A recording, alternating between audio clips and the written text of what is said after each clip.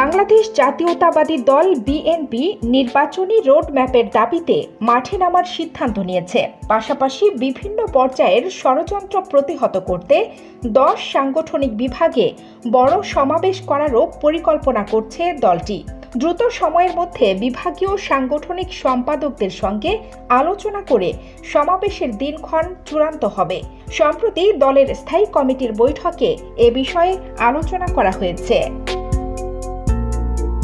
BNP নেতারা মনে করছেন, রাষ্ট্র কাঠামোর সংস্কার আর নির্বাচনী প্রক্রিয়া দুটি একভাবে চলা উচিত। এজন্য সরকারকে অবিলম্বে একটি রোডম্যাপ দিয়ে সামনে এগোনো দরকার। যতদিন পর্যন্ত এই রোডম্যাপ দেওয়া না হবে, ততদিন পর্যন্ত রাজনৈতিক দলগুলোর মধ্যে নির্বাচন বিলম্বিত হওয়ার যে শঙ্কা রয়েছে, সেটি কাটবে না। তারা বলছেন, একটি অবাধ সুষ্ঠু নির্বাচন অনুষ্ঠানে বিএনপি সহ রাজনৈতিক দলগুলো অন্তর্বর্তী সরকারকে সহযোগিতা করে যাচ্ছে আর এই সহযোগিতা অব্যাহত থাকবে।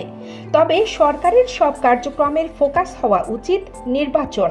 ক্ষমতাচ্যুত আওয়ামী ফ্যাসিবাদী সরকারের নানা ষড়যন্ত্র মোকাবিলায় নির্বাচনের কোনো বিকল্প নেই।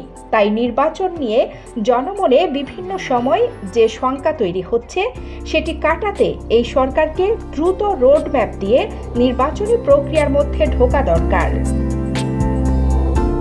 বৈঠকে দলের কেউ কেউ বিএনপি জামায়াতের সম্পর্ক নিয়ে অভিমত ব্যক্ত করেন। তারা বলেন, জামায়াতের সঙ্গে বিএনপির বরাবরই তো কোনো দ্বন্দ্ব ছিল না।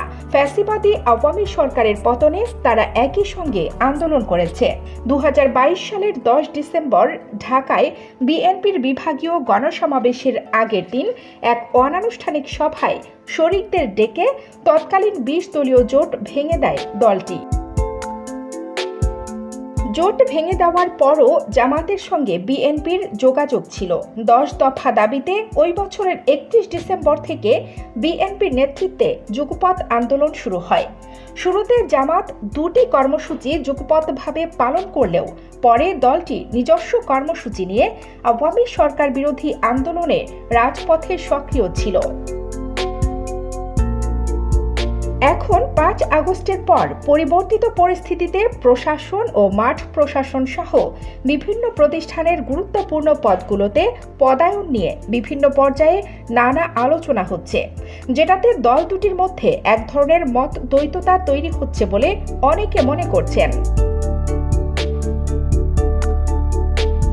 গুরুত্বপূর্ণ সেই বৈঠকে উপদেষ্টা পরিষদে সম্প্রতি 3 জনের অন্তর্ভুক্তি নিয়েও আলোচনা হয়েছে। বিএনপি নেতাদের মতে 2 জনকে নিয়ে নানা মহলে বিতর্ক তৈরি হয়েছে। ইতোমধ্যে ছাত্র জনতা এটা নিয়ে প্রশ্ন তুলেছে এবং তারা আন্দোলন করছে।